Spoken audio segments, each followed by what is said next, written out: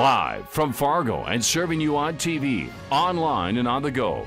This is Valley News Live at 10. This is not the appropriate place. We're talking about an agreement. Fireworks at Fargo City Hall tonight. The local group We Are One letting commissioners know that they think the city is trying to silence them. The uproar coming during a discussion for monthly dialogue. At one point, the microphone for the group's spokesperson was cut after commissioners said he was off topic. That led to the uproar and involved several people, including members of the group Black Lives Matter. After the yelling, they stormed out. In the end, city leaders agreed to have monthly get-togethers with the group. Emotions also ran high over the issue of mask mandates in Fargo. Valley News Team's Katie Opperly walks us through what commissioners decided and what's next. The commission, along with health leaders, considered two options, either citywide or a more targeted approach. What we're really looking for is a community approach to a health crisis beyond anything any of us have ever comprehended or experienced, obviously. Commissioners were quick to rule out any mandate with penalties, instead asking for directives and a standard to be set. I'm not looking for us to have a bunch of laws and turn our police department into the mask police. The commission decided on an all-encompassing directive. This would encourage the use of masks in public places and would be evaluated every 3 months to see if changes are needed. They also approved the directive for masks to be worn by city employees and members of the community in city buildings, including the Fargo Dome, asking for a mandatory standard if they aren't able to socially distance. Lastly, Matt Buss asked that the commissioners move forward with regulations on public transportation to match the current rules in place for Morehead. Transit would ask that the commission approve require masks on board the vehicles as soon as possible. The commission approved the request, and those using public transportation will be asked to wear a mask beginning August 3rd. In Fargo, Katie Opperly, Valley News Live.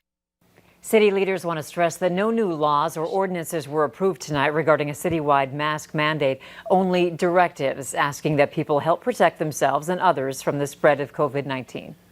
When it comes to current numbers on COVID-19, the state of North Dakota is reporting 112 new cases. There are now 1,058 active cases. That's a new record high.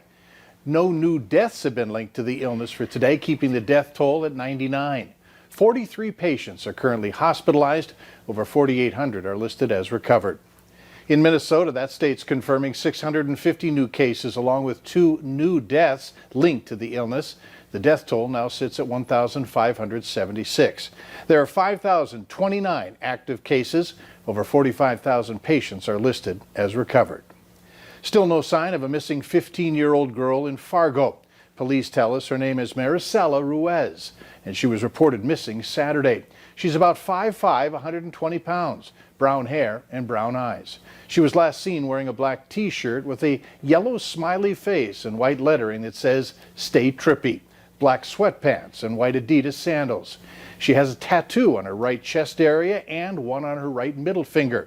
If you see her, call that number on your screen. It belongs to dispatch at 701-451-7660.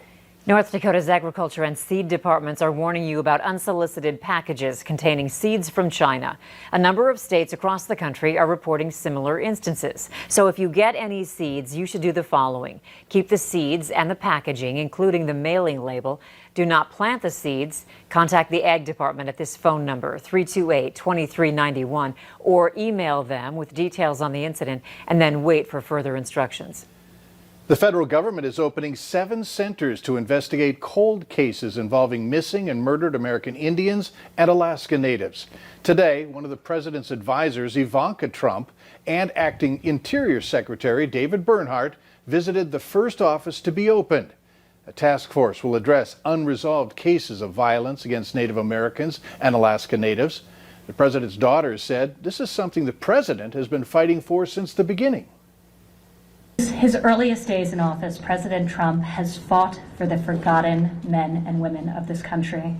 Today is another fulfillment of that promise, as this new office will work to ensure that the challenges American Indians and Alaska Natives face do not go unseen or unresolved. There are more than 1,400 unresolved American Indian and Alaskan Native missing persons cases in the U.S. The cold case task forces will be staffed with police officials and special agents from the Bureau of Indian Affairs. Morehead Police are asking for your help tonight as they investigate a crash at 12th Avenue and 13th Street South. The driver of a black SUV slammed into a tree and also collided with a bicyclist about 4:30 this afternoon. Rescue crews had to extricate a passenger and take them to a hospital. Their injuries are not life-threatening. A bicyclist was taken to a hospital with minor injuries. Police say she could not recall what happened. If you saw something, call dispatch. That phone number, 451-7660, and ask for Morehead Police. Police are also investigating a disturbance that happened in Morehead. They were called to an area near the Tasty Freeze on a report of someone flashing a handgun and a vehicle's window being broken out by a gun. No shots were reported and no one was hurt. Police say the people involved know each other and there's no threat to the public. A Minnesota dad has a warning for us all tonight after his 6-year-old son was injured in a lawn mowing accident. Justin Vigasa says Saturday night wasn't the first time he told his young sons to be careful while he mowed. He says Benjamin snuck up on him while he was backing up and wound up being life flighted to Sanford. Doctors say despite the odds, Benjamin already has about 85% function of his injured foot and leg. They think he's going to be able to walk and run like a normal boy. He's just going to have one really nasty scar on his calf. Vigasa adds that Benjamin will likely be in the hospital for at least 2 more weeks. A GoFundMe account has been set up for Benjamin and his family. You can find the link on our VNL News app. North Dakota's primary election last month was a historic one. It was the first and only election in the state with strictly mail-in voting. Looking ahead, election officials say the general election in November may be closer to normal. 150,000 North Dakotans applied to receive a mail-in ballot for the primary election. They also applied for a general election ballot. State election officials say they'd still like to have physical polling locations open. I think the number one thing for voters is to have a plan of how you're going to plan to vote this fall. Now is the time to be thinking, do I want to vote in person? There is a bit of a risk. A polling place may close. Or do I want to vote in advance by mail? Brian Newby says his office is assessing the potential risks involved with in-person voting.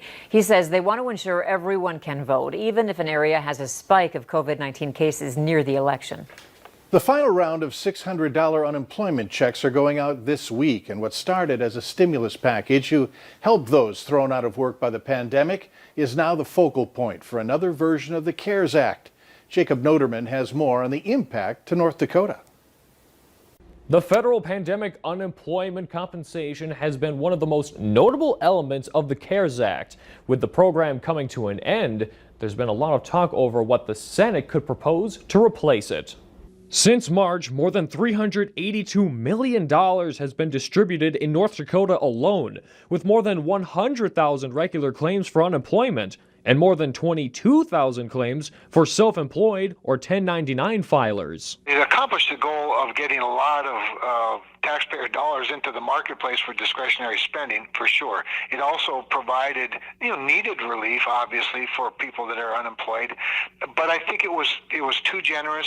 The original selling point was to not only replace lost income, but to heal an economy during a pandemic. And some benefited more than others. People who've been laid off and have qualified for unemployment are actually making, in some cases, we've got verified situations where people are making more on unemployment than they were making when they're working. But with the FPUC wrapping up this week, the focus now is on what's next. Reports say there's a push to have some form of additional unemployment aid, but not as much as the original $600. You need to create an incentive to go back to work. So that's one of the issues we have to figure out how we can come together in a way where if somebody can't work, they're still getting unemployment assistance, but there's not a disincentive to work. While federal lawmakers were working on the next round, many were worried it would set a tone for future responses, or even extending the current one. And this program was also used as a trigger to replace old equipment. In order to process the unprecedented number of claims, the state of North Dakota needs to replace decades-old computers. That infrastructure will remain in place well after the pandemic.